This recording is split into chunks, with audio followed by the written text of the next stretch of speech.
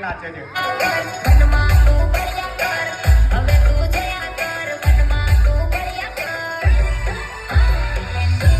પછી ખબર છે ને વસીમે શું કીધું છે?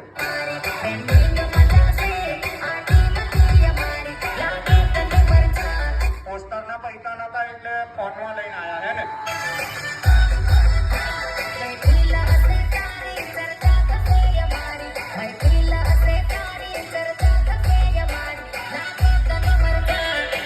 પોસ્ટરના પૈસા ના હોય તો અમારા જીડી બાપુએ કીધું છે પરચા ને ખર્ચા.